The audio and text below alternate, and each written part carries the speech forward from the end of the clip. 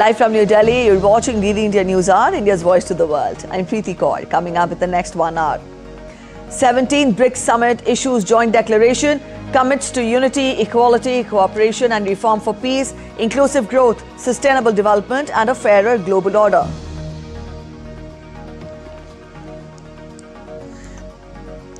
World leaders at BRICS Summit strongly condemn all acts of terrorism, denouncing the Pahalgam terror attack in Kashmir. On the sidelines of the BRICS Summit in Brazil, Prime Minister Modi holds bilateral talks with Malaysian Prime Minister Anwar Ibrahim and Cuban President Miguel Diaz-Canel.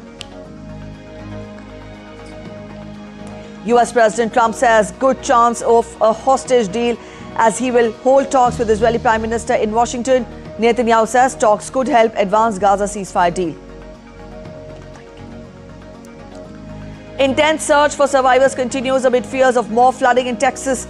Death toll climbs to 78, 41 still missing. And in sports, women's top seed Aryna Sabalenka and men's defending champion Carlos Alcaraz survived tough tests to reach the Wimbledon quarterfinals.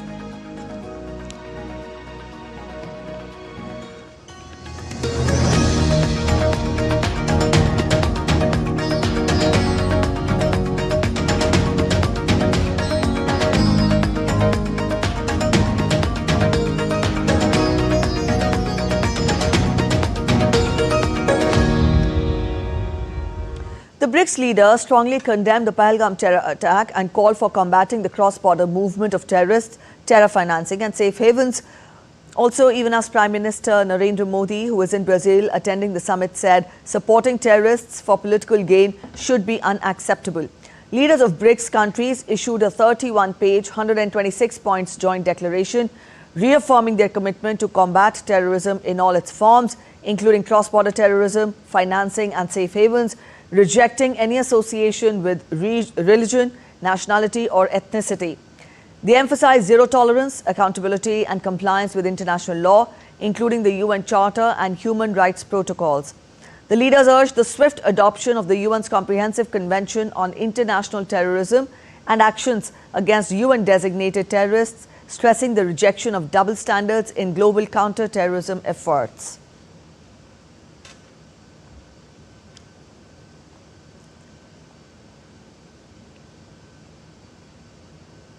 In their joint declaration, BRICS leaders also advocated for a comprehensive reform of the United Nations, including the UN Security Council. The BRICS leaders sought to increase the representation of developing countries in the UNSC memberships. The grouping stressed that reform of the UN Security Council would strengthen the voice of the Global South. The forum supported India and Brazil for permanent membership in the UNSC.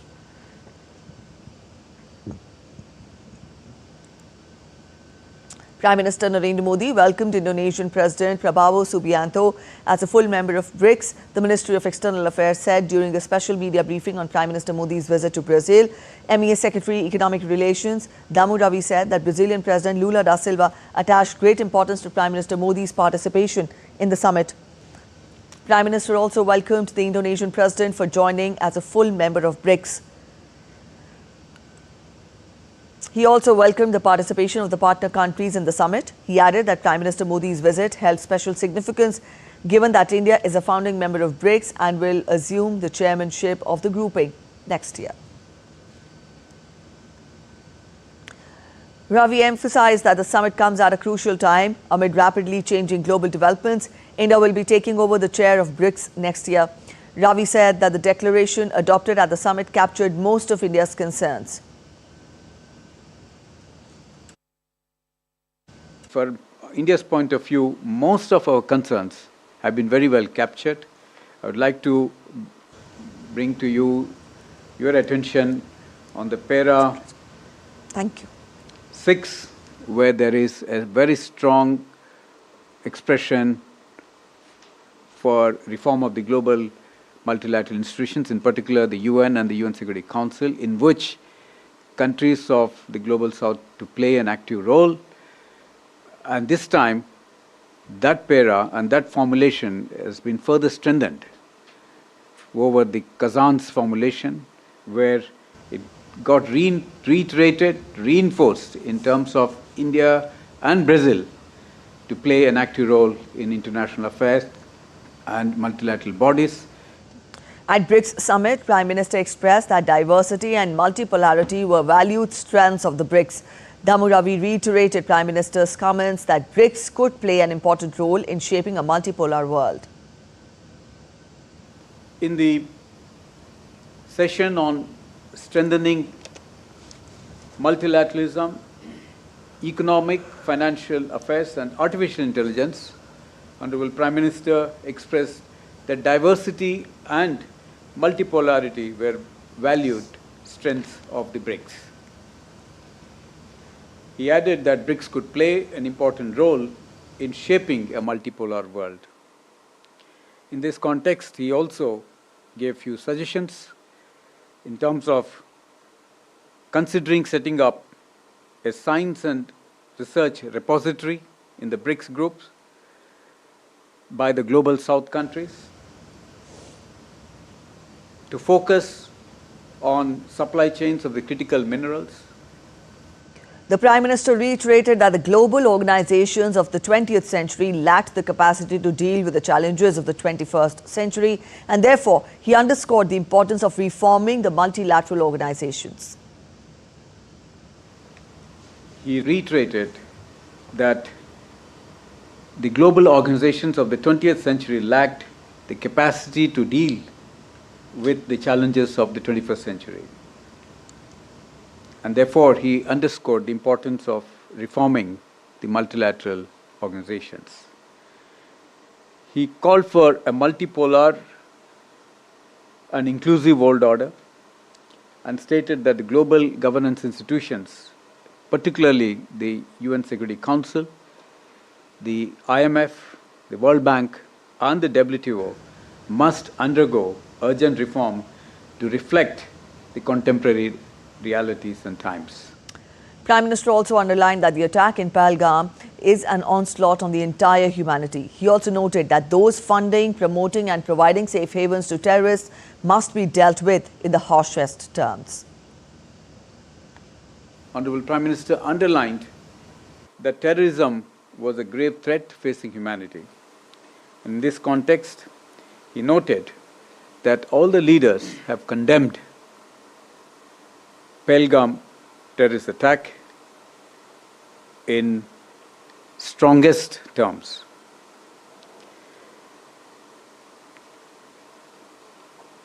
He underlined that the attack, the Pahalgam attack, terror attack, is an onslaught on the entire humanity.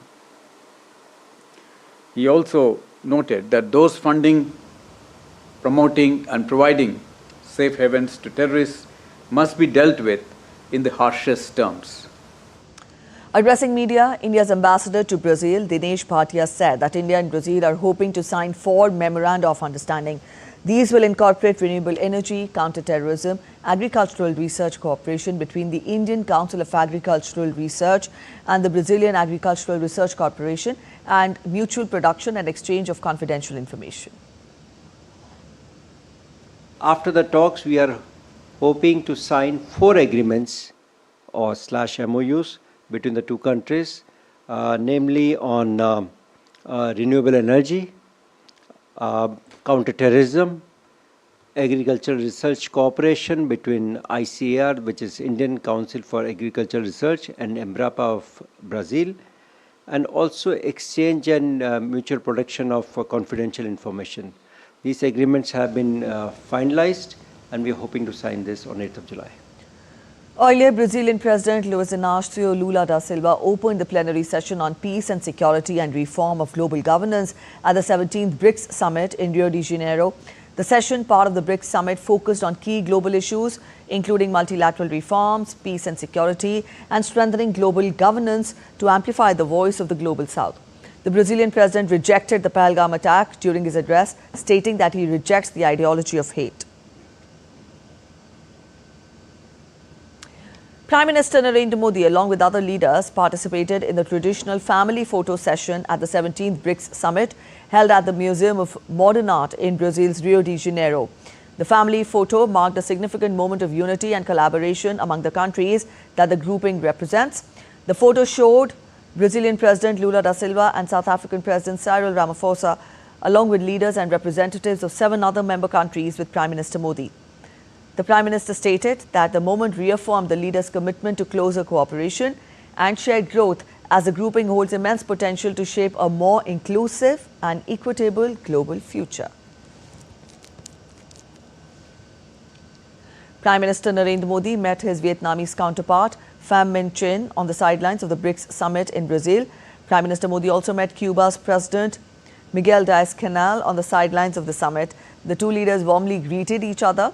Both the leaders covered a wide range of subjects. Economic relations between both the nations have a lot of potential to grow in the coming times.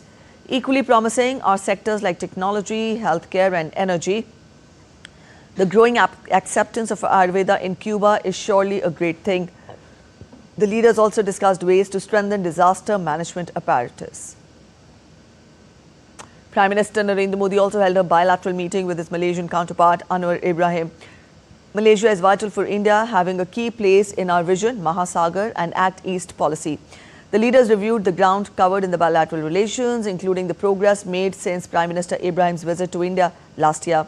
Futuristic sectors like IT, renewable energy and infrastructure are those where bilateral ties are strongly growing. Also discussed how to improve investment and trade relations between both the nations. India's External Affairs Minister Dr. S. Jaishankar met his Iranian counterpart Saeed Abbas Araghchi on the sidelines of the BRICS summit in Rio de Janeiro. The leaders had a discussion focused on recent regional developments. External Affairs Minister Dr. S. Jaishankar also met Secretary of Foreign Affairs of Mexico Juan Ramon de la Fuente in Rio de Janeiro. The leaders had discussed further advancement of partnership focusing on health, digital technology and space.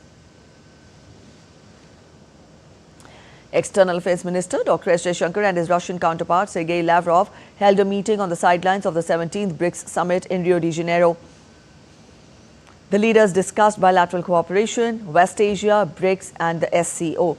The two leaders had earlier met in Johannesburg in February this year, where they had discussed the ongoing progress of bilateral cooperation between India and Russia.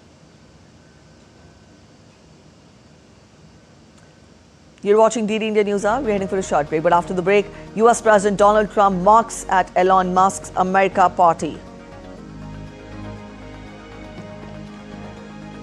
France's Macron to visit UK as Starmer eyes reset with the European Union.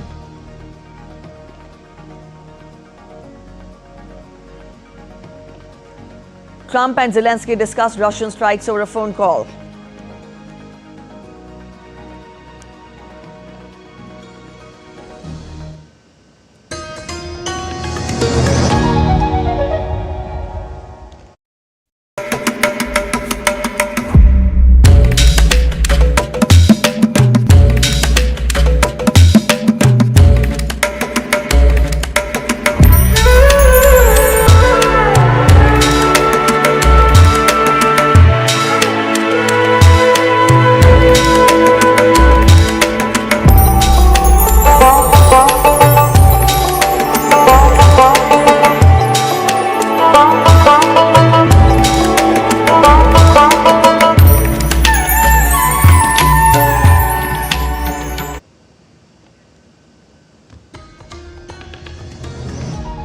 Welcome back after the break. You're watching DD India News Hour.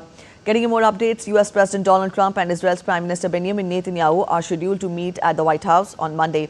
This is Israeli Prime Minister's third visit since Trump returned to power in January. The hope for a ceasefire between Israel and Gaza is riding high, as Trump said that there was a good chance of a hostage deal ahead of Netanyahu's meet. Indirect negotiations between Israel and Hamas were underway in Qatar on Sunday, which sources say ended inconclusively. Still, Trump said that the United States was working on a lot of things with Israel, including probably a permanent deal with Iran.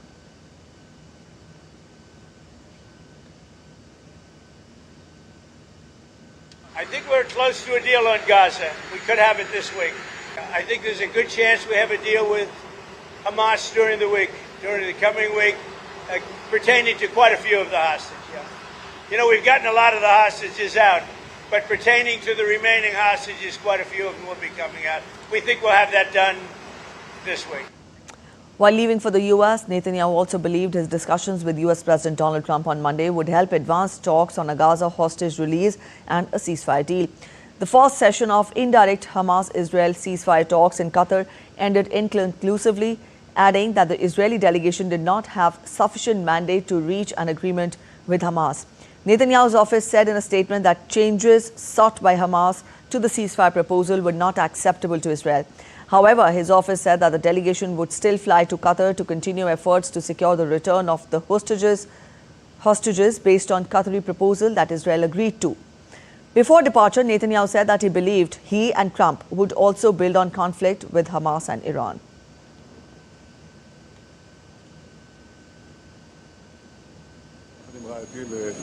This is an opportunity to expand the circle of peace far beyond what we could have imagined before.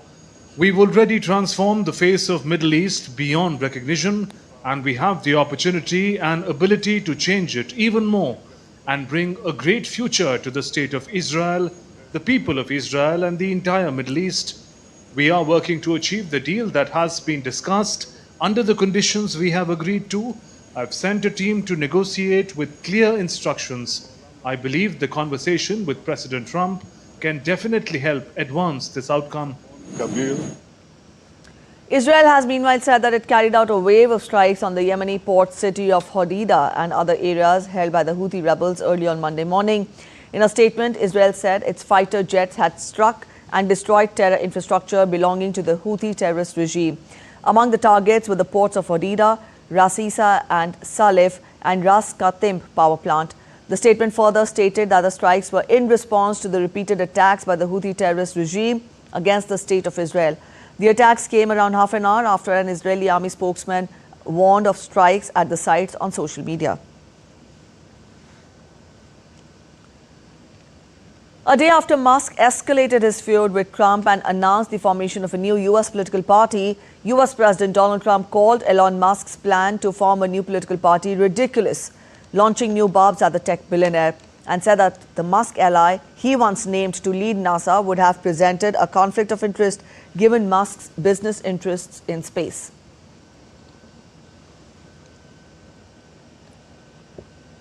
Start a third party. We have a tremendous success with the Republican Party. The Democrats have lost their way, but it's always been a two-party system.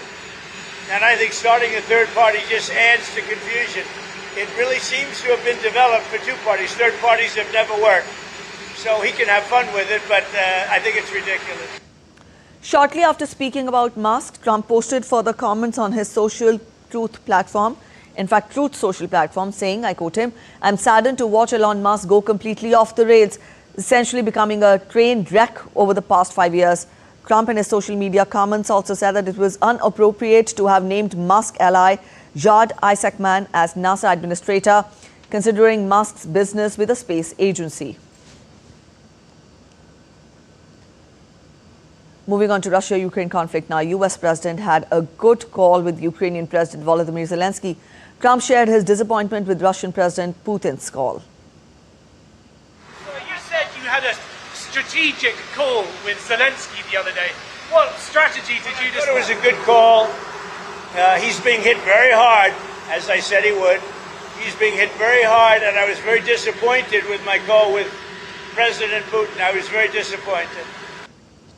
French President Emmanuel Macron is to begin a state visit to the United Kingdom on Tuesday, where he is set to address the British Parliament and co-chair a meeting on Ukraine as London seeks to strengthen its ties with Europe after Brexit.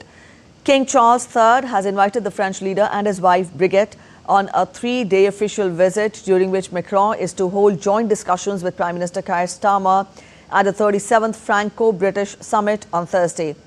There were simmering political tensions between Paris and London in the immediate aftermath of Brexit under the previous right-wing conservative British government. But there has been a new warmth in relations under the centre-left Labour government led by Starmer, and the two countries now lead European efforts to find peace for Ukraine.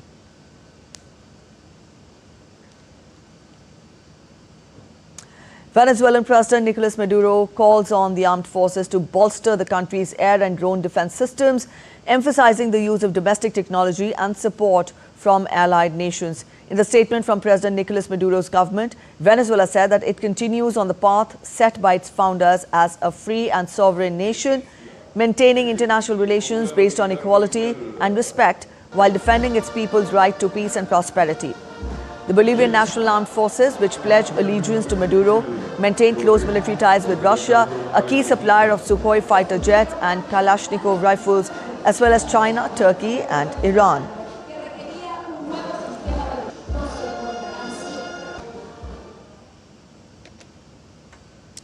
Suriname's parliament backed Jennifer Simons as the South American country's first woman president on Sunday, setting the doctor and former parliamentary speaker on course to helm a nation on the cusp of a predicted oil boom. Suriname's lawmakers backed Simons as president 6 weeks after the ruling party and its top opposition nearly tied in the race for legislative seats, leading to a coalition deal to install Simons as president. Simons' opposition, a National Democratic Party, won 18 seats, and current President Chan Santhoki's Progressive Reform Party won 17 seats in the May 25th parliamentary election. Smaller parties won the remaining 16 seats. Suriname's president is elected indirectly. Following the general election, members of the National Assembly vote for the president, and a candidate must secure a two-thirds majority to win the office.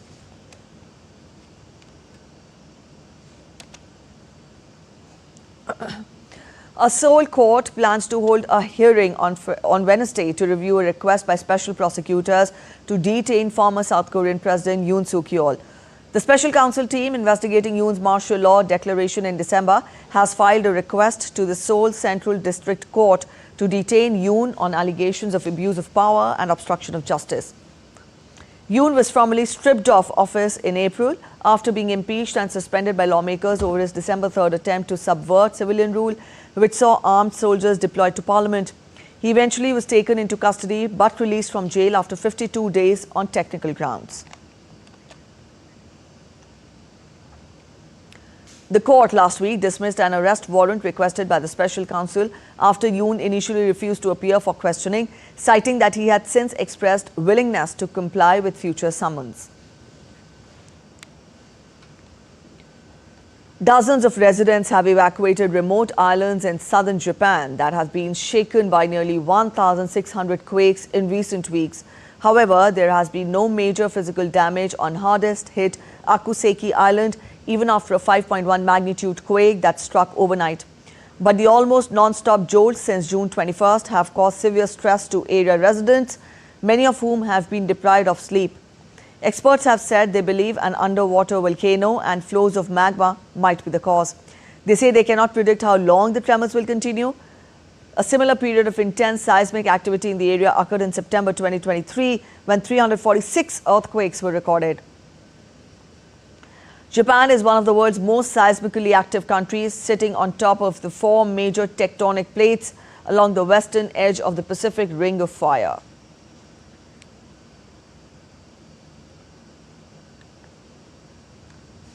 A volcano in eastern Indonesia erupted, spewing a colossal ash tower 18 kilometers into the sky on Monday, just weeks after it caused dozens of flight cancellations to and from the popular resort island of Bali.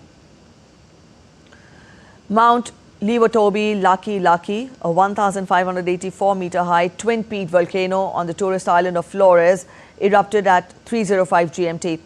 The volcanology agency has warned the possibility of hazardous lahar floods, a type of mud or debris flow of volcanic material, if heavy rain occurs, particularly for communities near the river. There were no immediate reports of damage or casualties. Last month, dozens of flights to and from Bali were cancelled after the volcano erupted. Volcanic ash rained down on several communities around the volcano and forced the evacuation of at least one village. There were no immediate reports of cancellations of the flights after Monday's eruption. Mount Lewatobi Laki Laki erupted multiple times in November, killing 9 people and forcing thousands to evacuate, as well as the cancellation of scores of international flights to Bali. Greece has rescued over 500 migrants in 5 different rescue operations since Friday. On Sunday alone, more than 430 people were found drifting near Gavdos, Greece's southernmost island. They were brought safely to Agia Galini, a port in Crete, and later taken by bus to another location. That same day, 96 more migrants were rescued near Crete by EU's border agency Frontex. Many of these migrants are from the Middle East, North Africa, Egypt, Sudan and Bangladesh. There's been a big increase in sea crossings from Libya recently as people try to reach Europe in search of safety. Dengue infections are on the rise in Nepal, with 1,677 cases reported over the past 6 months. The Epidemiology and Disease Control Division said that the number of cases peaked in June, signaling an urgent need for awareness and preventive action. Bagmati has the most dengue cases, while Madhesh has the fewest, possibly due to fewer Aedes mosquitoes despite the heat. Doctors warn dengue is riskier for vulnerable groups including children, pregnant and lactating women and the elderly, and urge immediate testing if symptoms like fever, nausea or muscle pain appear. Health experts warn dengue can reoccur due to its 4 strains, stressing continued prevention even after recovery.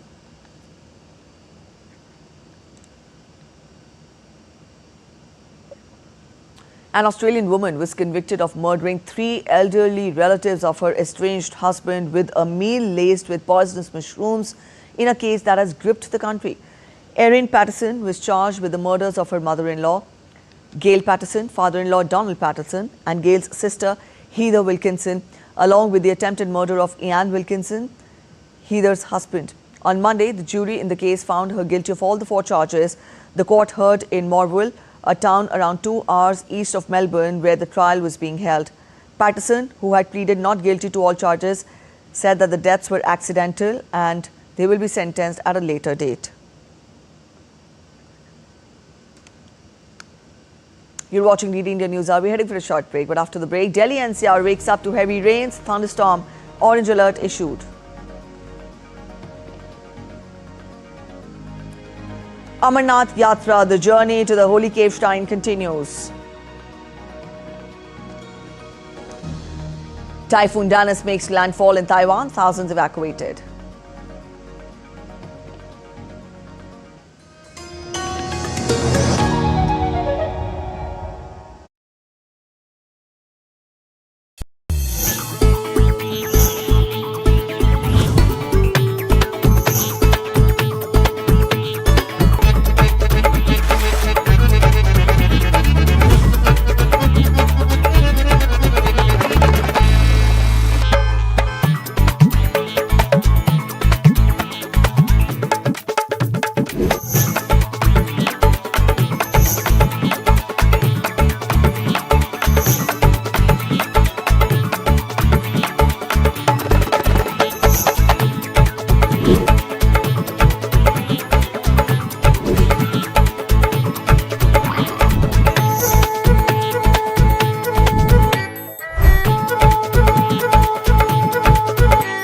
Welcome to Jaipur.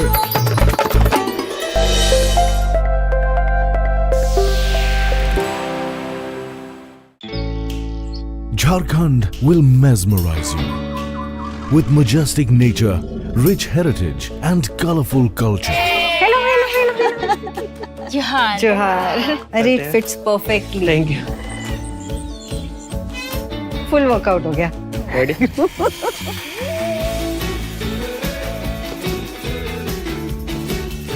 Postcards from Jharkhand on National Geographic. Welcome back after the break. You're watching DD India News Hour. Let's get you the real look at the top stories now. 17th BRICS Summit issues joint declaration, commits to unity, equality, cooperation and reform for peace, inclusive growth, sustainable development and a fairer global order. World leaders at BRICS Summit strongly condemn all acts of terrorism, denouncing the Pahalgam terror attack in Kashmir. On the sidelines of the BRICS Summit in Brazil, Prime Minister Modi holds bilateral talks with Malaysian Prime Minister Anwar Ibrahim and Cuban President Miguel Diaz-Canel. US President Trump says good chance of a hostage deal As he will hold talks with Israeli Prime Minister in Washington, Netanyahu says talks could help advance Gaza ceasefire deal. Intense search for survivors continues amid fears of more flooding in Texas. Death toll climbs to 78, 41 still missing. And in sports, women's top seed Aryna Sabalenka and men's defending champion Carlos Alcaraz survived tough tests to reach the Wimbledon quarterfinals. The Election Commission of India on Sunday announced that the initial phase of the special intensive revision of electoral rolls in Bihar has been completed, with the printing and distribution of enumeration forms nearly finished. According to the ECI press statement, 16,949,208 forms, which is 21.46% of Bihar's total enrolled electors, had been collected. Initially, 7.25% of these forms have already been uploaded on ECI NET. The Commission emphasized that the SIR is being implemented smoothly at the ground level with active cooperation from voters. The electors can submit their documents anytime before July 25th. As per the instructions, draft electoral rolls that will be issued on 1st of August will contain the names of persons whose enumeration forms are received. The annual Sri Amarnath Yatra is going on smoothly in Kashmir Himalayas, giving pilgrims a memorable experience with 360-degree security grid and first-rate services in place. The number of pilgrims undertaking the yatra spiraling up with each passing day is a clear indicator. The administration is making every effort to ensure yatra is hassle-free, peaceful and spiritually unforgettable pilgrimage experience.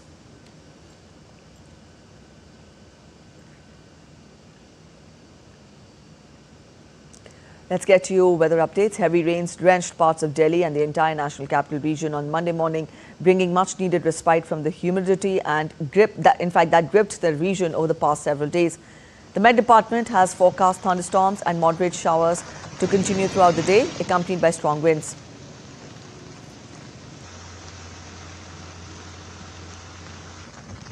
At the same time, a red alert warning for extremely heavy rains is in place for Himachal Pradesh and Maharashtra. Meanwhile, several states are on IMD's orange alert, including Haryana, Punjab, Gujarat, Uttarakhand, Chhattisgarh, Odisha, Madhya Pradesh, Jharkhand and West Bengal.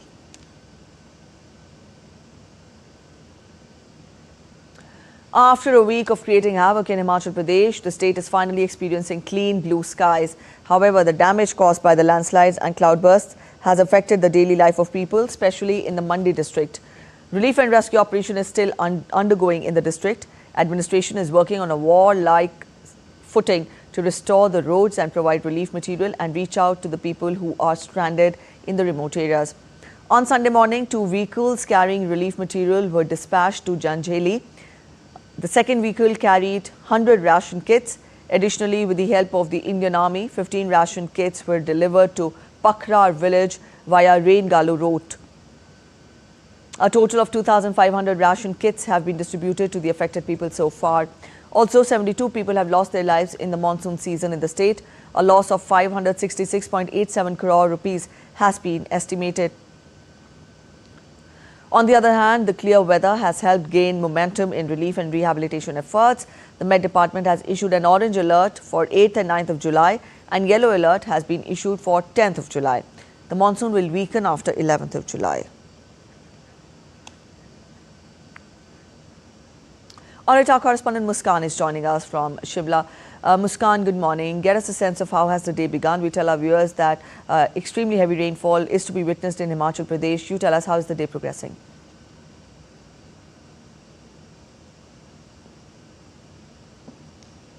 Since the monsoon has begun, it has created a chaos in the state and Mandi has severely affected and damaged in this season. If I talk about today, the day has started with the clean blue sky and the weather has cleaned after 1 week of creating a havoc across the state, and this clean sky and the clear weather will help the rescue and the relief operation that is conducted and still undergoing in Mandi district. And if I'm talking about Mandi, let me tell you the Karsog and the Janjeli route has been reopened, and while the key routes are also reopened in the district, it is helping the NDRF and the administration there who are on the ground and working working to provide and deliver the relief material to the people who are stranded in the affected areas. And all the key roads in the districts are open. So the tourists, the 63 tourists that were stranded in the in the Janjeli area have been evacuated safely and they have been sent to Karsog. And the additional DC of Mandi, he also informed yesterday that the Bhagsayar Thunag and the Lamba Thach road has also been reopened. So the relief materials are provided in the Janjeli areas through air, and the roads which are broken where there is no reach through road or through air, mules are being used as a source to provide relief material to the affected areas and to the people. As you know, this area, there are people who are living in a remote areas, so it is very difficult to reach out to them. But the administration, as I said, NDRF, SDRF and even the Home Guard are deployed, and they are working on a warlike level to provide relief to all these people. And if I talk about the weather forecast, the Met Department has issued orange alert for 8th and 9th July and yellow alert for 10th July in the state. All right, Muskan, thank you for joining in with those updates. That was our correspondent Muskan joining us from Shimla, telling us about how the state is witnessing inclement weather, though the weather is better today after a week of creating havoc in Mandi and coming back on the weather pattern, changing weather pattern in Delhi. Our correspondent Kriti Vadera is joining us. Kriti, just a while back, I talked to Muskan from Himachal Pradesh, and she told us about the heavy rainfall that is expected there. You're there in New Delhi, the national capital, and Delhi woke up to a good morning today when they witnessed light showers that brought in respite from the scorching heat and humidity. Tell us, what are the future weather predictions? How is the day progressing? All right, I'm told that Kriti will be joining us in just a while from now. But to get you an update, we did tell you that in Himachal Pradesh, the weather was inclement over the past few days, and Delhi, the national capital, also witnessed thunder showers and rain early in the morning today. That gave a good start to the day. Up on your screens, the visuals we are showing are from Himachal Pradesh, where heavy rains were witnessed. At the same time, the national capital, as on your screens you see, was also drenched with showers and rainfall in the morning that brought down the temperatures and the humid level that was being witnessed in the national capital.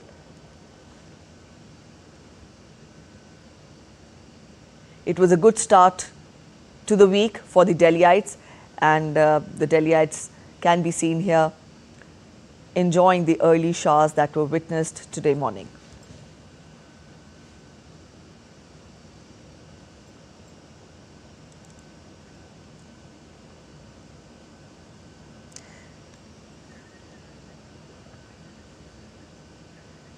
All right, so that was about the weather updates from India.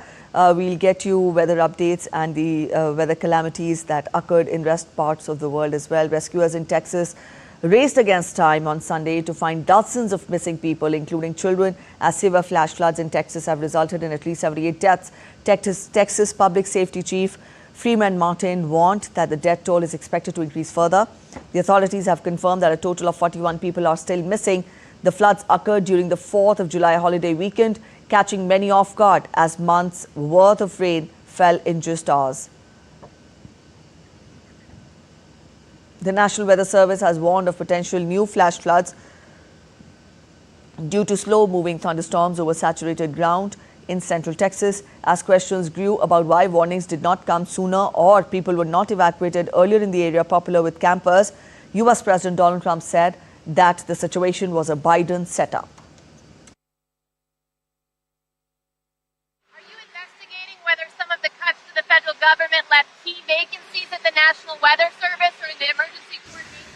No, they did not. They did. I'll tell you, if you look at that, what a situation that all is, and that was really the Biden setup. That was not our setup, but I wouldn't blame Biden for it either. I would just say this is a 100-year catastrophe, and it's just so horrible to watch. Meanwhile, U.S. President Donald Trump has also planned to visit Texas on Friday, despite criticism over his administration's handling of weather forecasting and emergency response. We've been in touch with Governor Abbott and very close to Governor Abbott and everybody in Texas. Kristi Noem has, as you know, been there and will continue to be there. And we're working very close with representatives from Texas, and it's a horrible thing that took place. Absolutely horrible. So we say God bless all of the people that have gone through so much, and God bless the state of Texas. It's an incredible place. Planning to visit Texas, Mr. President? Probably on Friday. Whereas Trump has also signed a major disaster declaration freeing up resources for Texas. On a social media platform, Truth Social, Trump stated that the goal is to quickly provide resources to first responders as families face a devastating tragedy with many lives lost and others still missing. Pope Leo XIV extended his heartfelt condolences to the families affected by the devastating floods in Texas, which claimed nearly 80 lives and left 41 people missing, many of them children. The Pope specifically mentioned the girls who were attending a summer camp along the Guadalupe River when the disaster struck, saying, and I quote, "I would like to express sincere condolences to all the families who have lost their loved ones, particularly the daughters who were at the summer camp. We pray for them." Typhoon Dengue made landfall on the west coast of Taiwan late on Sunday. The Central Weather Administration said, dumping torrential rain on the island that triggered flooding and landslides. Dengue was expected to sweep northwestwards along Taiwan's west coast overnight. Most of the nearly 3,000 evacuated from their homes lived on mountainous regions around the southern city of Kaohsiung. At least 10 landslides were recorded and 49 areas were flooded, but the water has since receded. Taiwan is accustomed to frequent tropical storms from July to October. Intense hail and heavy rainfall triggered severe flash floods in the eastern province of Kars, causing significant damage in several rural areas. The sudden downpour, which followed 2 days of intermittent rain, struck hardest in the villages of Deresik and Olkulu, submerging homes and barns and killing livestock. The floods also damaged numerous vehicles, including cars, tractors, and agricultural equipment.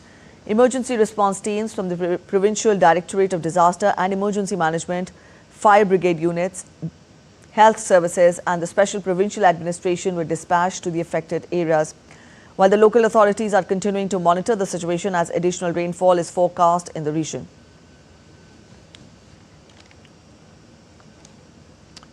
Nepal's Department of Hydrology and Meteorology has warned of heavy rainfall in parts of Gandaki, Karnali and Sudur Pashchim provinces, issuing a 3-day alert. Continuous monsoon rains across Nepal have raised the risk of floods, landslides and road blockages, especially in hilly and low-lying areas. The government has placed all 753 local bodies on standby to ensure a minimum 15-day food supply in case of transport disruption. National Disaster Risk Reduction and Management Authority is coordinating with local governments for rescue, relief and preparedness. The public is advised to stay alert with rescue arrangements including private aviation, boats and rafts ready for emergency deployment. 3 major wildfires are still active in the south and southwest of France on Sunday after a weekend marked by high temperatures and strong winds. Several homes and workers have been evacuated. Weather Service Météo France put a record 84 of the country's 101 departments on an orange heatwave alert from Monday until midweek. About 200 schools will be at least partially shut over the next 3 days because of the heat, the Education Ministry said.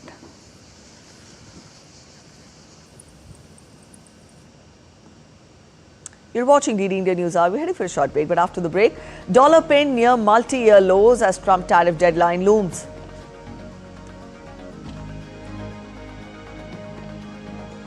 Shubman Gill leads by example as India registers historic win versus England at Edgbaston.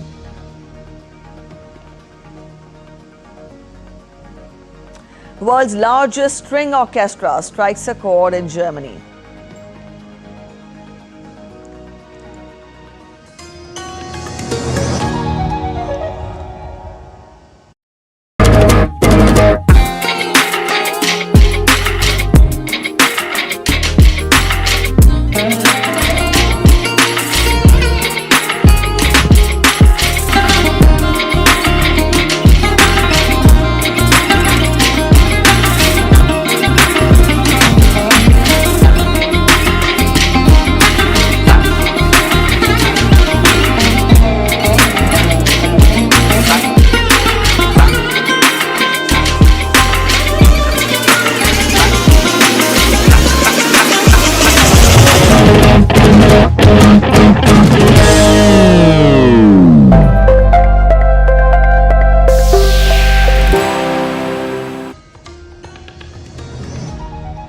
Welcome back after the break. You're watching DD India News Hour. Let's get to you updates from the world of business. India's real GDP grew by 6.5% in 2024-25 despite global uncertainty.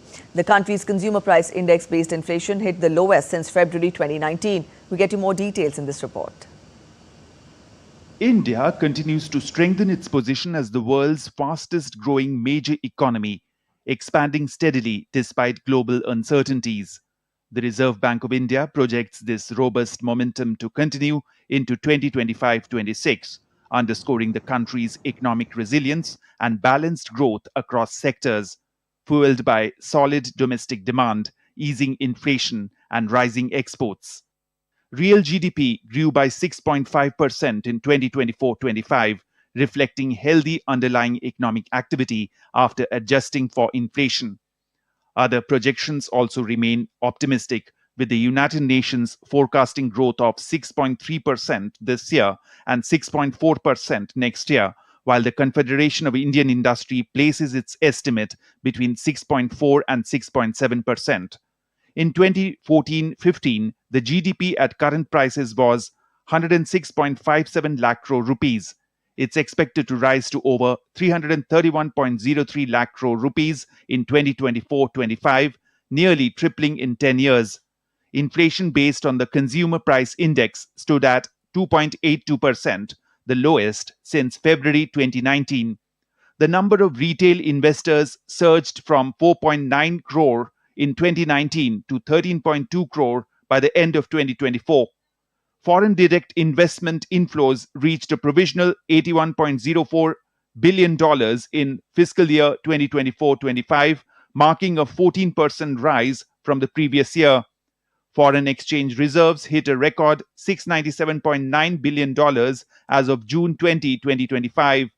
The current account balance posted a surplus of $13.5 billion in Q4 of 2024-25, compared to $4.6 billion in the same quarter previous year. Total exports soared to a new high of $824.9 billion in 2024-25, growing 6.01% from $778.1 billion in 2023-24. Key indicators such as record foreign exchange reserves, a manageable current account deficit, and increasing foreign investment reflect growing global trust in India's long-term prospects. Bureau Report, DD India. Oil prices slipped more than 1% on Monday after OPEC Plus surprised markets by hiking output more than expected in August, raising concerns about overall supply. The Organization of the Petroleum Exporting Countries and their allies, a grouping known as OPEC Plus, agreed on Saturday to raise production by 548,000 barrels per day in August.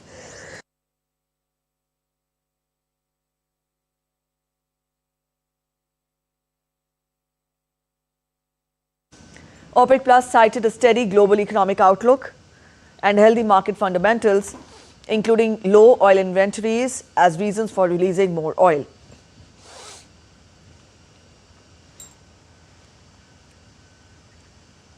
The US dollar hovered near its lowest since 2021 against the euro and the weakest since 2015 versus the Swiss franc on Monday, with traders alert for any trade-related headlines in the countdown to President Trump's tariff deadline.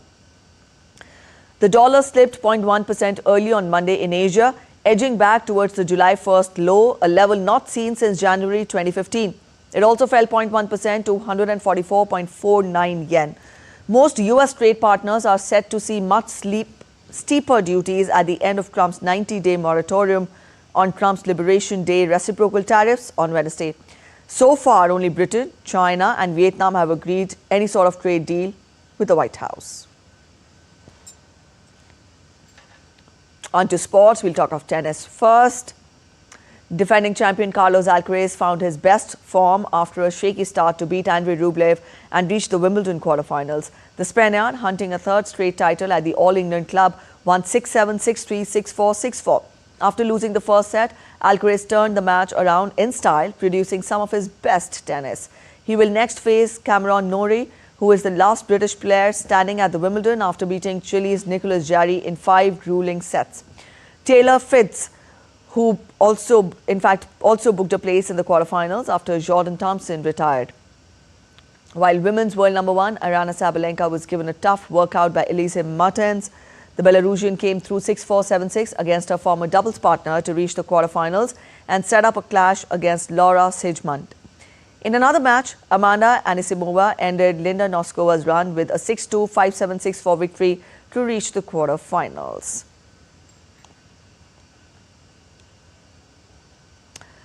In cricket, pacer Akashdeep took 10 wickets for the first time as India thrashed England by 336 runs in the second test at Edgbaston to level the series 1 each. Deep took 6 wickets for 99 runs as England were dismissed for 271 before tea on the 5th day. He had also grabbed 4 wickets in the first innings. Indian captain Shubman Gill was named player of the match for his majestic 269 in the first innings and 161 runs in the second.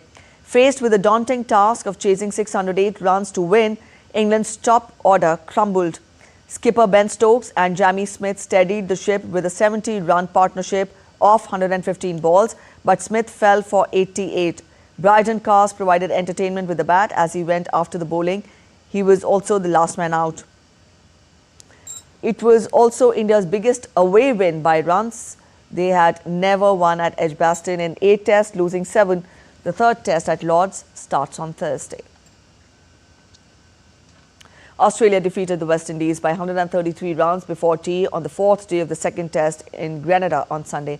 Setting the daunting target of 277 in a low-scoring match, the home side were bundled out for 143 of 34.3 overs. Mitchell Starc and Nathan Lyon led the rout with 3 wickets each. West Indies captain Roston Chase top-scored with 34, while Shamar Joseph carved his way to 24. The visitors have taken an unbeatable 2-0 lead and extend their 20-year hold on the Frank Worrell Trophy. Australia now have the chance to complete a clean sweep of the 3-match series when the final test gets underway in Jamaica.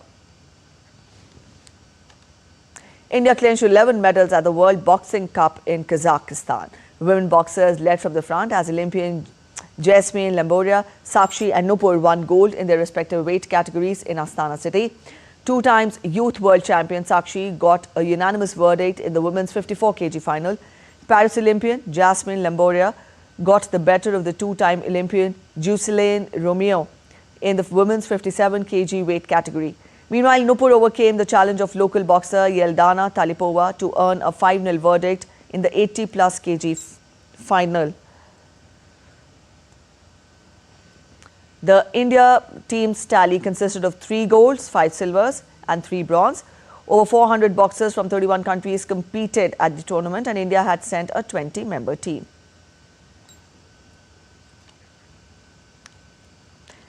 In Germany, 1,353 musicians of all age groups came together on July 6 to break the world record for the largest string orchestra. They performed Beethoven's famous Ode to Joy in the town hall square. The event was led by Rasmus Baumann, who said the music symbolizes unity. Now let's leave you with this beautiful harmony.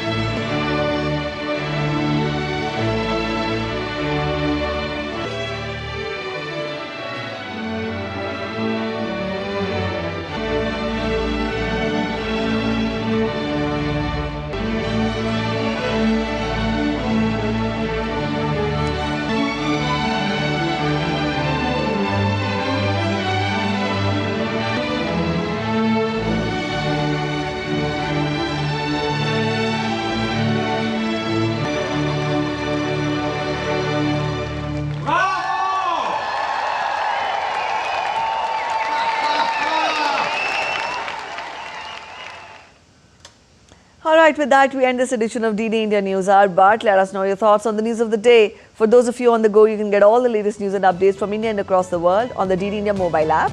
This app is available on both Android and iOS platforms. Scan the QR code on the screens to download now. We'll be back with more news as it breaks here on DD India. I'm Preeti Kaur signing off, and from all of us at In Delhi, thanks for watching DD India News Hour.